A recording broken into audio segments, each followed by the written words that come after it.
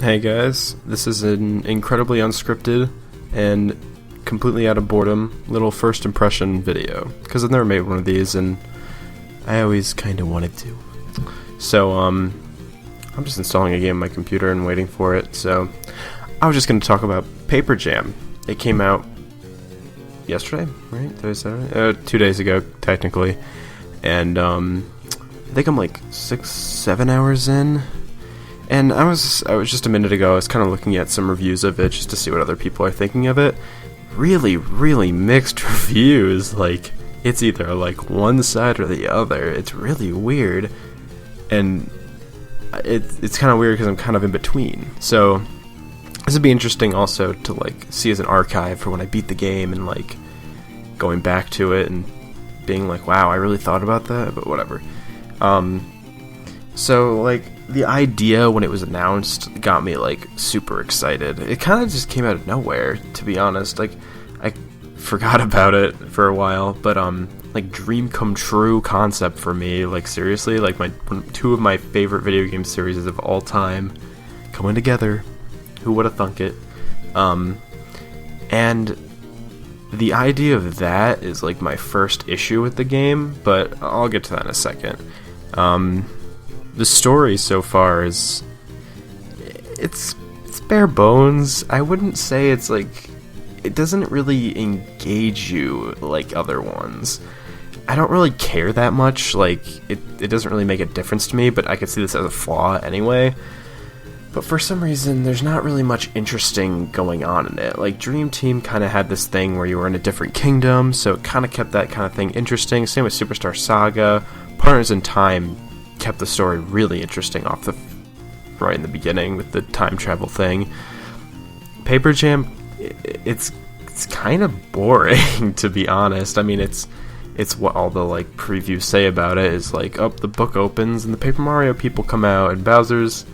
And, like, I swear to God, like, any little kid to 100-year-old grandma could figure out what this story was going to be from the straight beginning. It was like, the two Bowsers are going to team up, the two Peaches are going to get captured, and, like, you work together with Mario, whatever. And, like, it's not, like, surprising, and it doesn't need to be. I'm not saying that's, like, the main, like, problem I have. Like, I don't really care about that, and that's not really an issue. And that's fine. Like, I mean, I can totally see someone being angry about that and seeing that as a bigger issue than I'm making it, but I don't really care. It's a little disheartening. I remember thinking to myself, like, like, this could have benefited a little bit more from I don't know, something more to it, but, I don't know. Maybe it will have more to it. I'm only, 6 hours in, so. The next thing is obviously the gameplay. And the gameplay is good. I think it's good. I think this might be my favorite part about it, is the battles are fun. There was an issue I had with Dream Team that was, it's weird. They went easier on the player in terms of deaths and game overs. Like, you had a retry menu, you could retry in easy mode. There was a lot of leeway with your dodging, like you had a lot of time to jump, your jump was long, your hammer could stay out as long as you want it, you didn't get like tired like in the other games.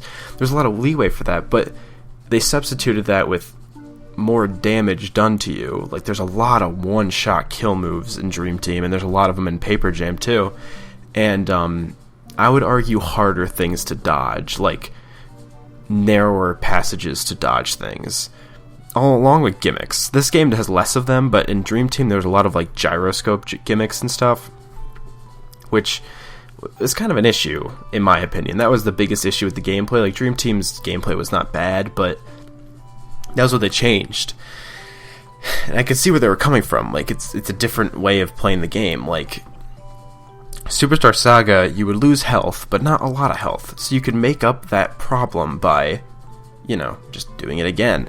But Dream Team kind of like wants you to make it up by like restarting the entire fight sometimes, which is not always fun, and it almost encourages like the easy mode settings that they put in the game a little too much. And again, that's not like the worst thing ever. That's not like a glaring issue. Like, if you want the easy mode, it's there, and like you have two characters, so if one dies, the other one can come back to life. Like, you can't both, well, sometimes you can both die, but very rarely. And in Paper Jam, you have 3, so it makes it better. And you get, like, 1-up mushrooms that can, like, 1-up 2 guys or something stupid, I don't know. But, yeah, the gameplay is interesting because, actually, I'm not going to talk about that yet. That's a problem I have that I'll say in a second. But the gameplay is good. I think it's fun. It's like Dream Team's thing that I was just talking about with the damage, but it's fun. Like, the moves are responsive, and the attacks are fun to dodge, and the special moves that you get are fun. Like, I have no issue with that, really. I think it's even more polished than Dream Team was because not as gimmicky, not as, like, gyroscope gimmicky. A lot of them are very self-explanatory. Definitely more fun than Dream Team. That's all I can say about that. I don't have all the powers yet, obviously, so the ones that I do have are okay. They even recycled 1 or 2 from Dream Team, so I was kind of like, oh, uh-oh, like, how lazy are they gonna make this game? No, it's not that bad. But the overworld is a little different story, though. I was looking at some reviews talking about how it's kind of barren, and I can see that. There's not much to do. There's a lot of, like, the same generic Mario RPG things that you see, things like holes in the ground that you can only get with the drill, so you obviously know you're going to get the drill at some point, and it makes it a little bit more incentive to go back there, whatever. That's, like, generic, like, Super Metroid stuff, whatever. But besides that, there isn't much else to it. I get what people are talking about, where, like, the only real activity you do in the overworld is catching toads. There's, like, a little mini game where you can, like, catch toads, or there's another one where you can, like, hurdle toads into, like, a bin, a pen, not a bin. But that's kind of it. That's kind of lame. I'm not gonna lie. Like, that's not, like, the most interesting thing. I honestly, I haven't beaten it, so I don't know if there's more to it, but according to people that complain about it, it seems to be the only thing that's in there, which is disappointing. Like, I mean, if there was more to do, it'd make it a little bit more interesting, but I think the toad things keep it interesting. They mix it up a good amount, I would say. There's, like, little puzzles with, like, you dropping blocks and getting toads out of there. I don't know. It's not the worst. I think it's, like, a game gimmick. Like, they didn't want to stray too far from it and make a player confused, but I don't really have an issue with it. The overworld is whatever. It's pretty generic because it does take place in the Mushroom Kingdom, which is kind of generic. So that is one issue I have. Like, aesthetically, it's generic, and, like, going through the grass, the ice, the forest, the lava, whatever, like, boring. I really liked Dream Team because it did add new locations, just like they did with Superstar Saga, and even Partners in Time was a little bit more interesting because you had, like, the past and the future versions of it. Bowser's Inside Stories overworld was not that interesting, and I think this one's probably going to suffer from that too, but I don't know, I'm just going to keep saying this, it's not that big of an issue. I think the gameplay really makes up for it. It's also really fun to, like, run around as the characters, and I'm just going to, because this is kind of getting long, so I'm just going to talk about the major issues I have with the game, and a lot of them have to do with the Paper Mario aspect of it. And a lot of times it just kind of feels like Paper Mario's in the game as a gimmick, obviously. Gameplay-wise, a gimmick. But, like, aesthetically and, like, story-wise, it also kind of feels like a gimmick. Like, it doesn't feel like there was any sort of, like, love and effort from the Paper Mario staff in this game. It's very Mario and Luigi, this game, which is fine. I love Mario and Luigi. But, like, even, like, for some reason I was expecting Mario's hammer to be the way you use the hammer in the Paper Mario series. You hold it down. It's not like that, which is, like, they don't want to confuse the player, whatever, that's fine. But, like, there is no nod to the Paper Mario series at all, besides, like, sound effects, and even those are only sound effects from, like, Sticker Star, and everyone fucking hates that game, so it's not like that's anything. There's not even, like, a sticker or anything, like, kind of like a joke on that. Enemies can be crumpled, which I think was a thing in Sticker Star. I honestly fucking hate Sticker Star, so I don't even remember that game. I don't know, like, that's just, like, one issue I have. It doesn't seem like there's a lot of love for the Paper Mario side of it, which is whatever. It's like Mario and Luigi first, I guess. But it's kind of shitty in that way. Like, there's no reoccurring Paper Mario characters, which is the same issue I had with Sticker Star.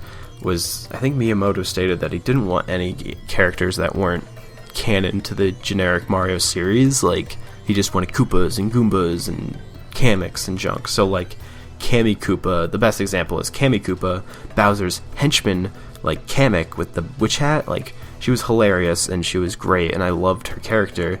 They had to scrap her because she wasn't a canon Mario character.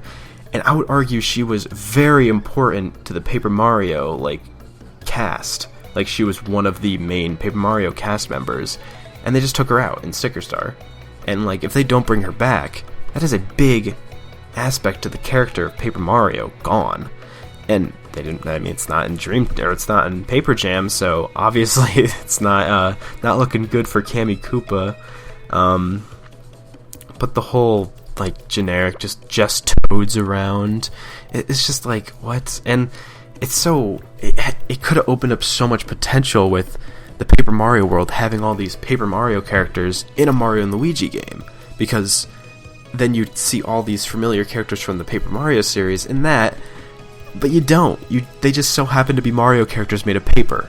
Like, that doesn't define the Paper Mario series. That defines the Mario series, and maybe the fact that they are made of paper may define, like, the look of Paper Mario, but that's nothing. Like, none of, like, the Koopa's moves are like Paper Mario. None of the Goombas use Paper Mario moves. There's no Goomba with, like, a spike hat like in Paper Mario. Like, if that guy was in there, that would add the, like, littlest but strongest, like, layer to the Paper Mario side of that game. Like, it baffles me that they missed that opportunity. And that's, like, the main issue I have with the game so far. I like it, and I think it's pretty damn good, especially for a Paper Mario game, because Paper Mario does not have the best track record as of late.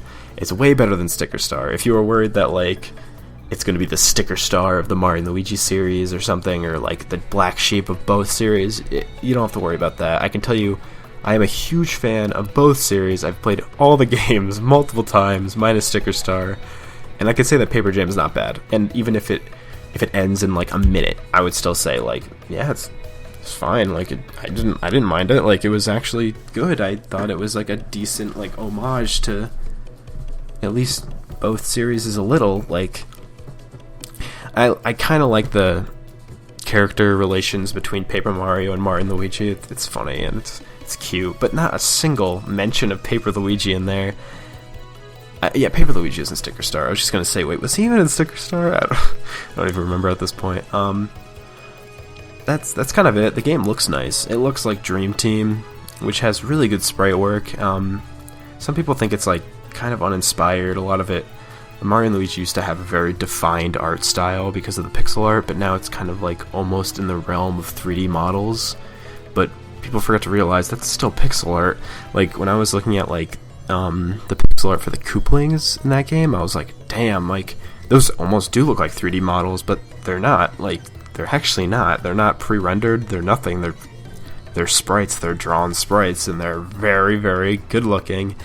The paper characters, because of that, look flat, obviously, but look like the animations are kind of off. Like, I don't know how to explain it. It's just a lot of the character that Paper Mario had isn't in this game, which is disappointing, but, like, definitely not what they were going for, which is, again, pretty disappointing. I mean, I would have loved to see, there's, like, wind coming in my window right now. I would have loved to see a full-on crossover, like, take elements from every Mario and Luigi game, take elements from every Paper Mario game, and just celebrate both series through this collaboration. I don't even know if Intelligent Systems was in on this game. I could look that up, but don't quote me on that. But it seems like it's just there because they needed a gimmick, and it was convenient because they're both Mario RPG series, so they're not straying far from either series.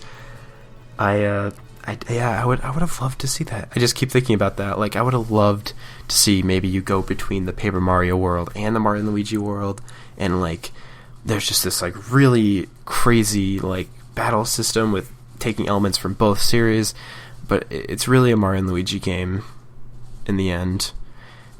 And if you like Mario and Luigi, I would say go for it. And even if you like Paper Mario, it's still a good game regardless. That's kind of it. That was my first impressions. I'm obviously not done with the game, so I can't say everything. But, yep. Thanks for watching if you did. If you did.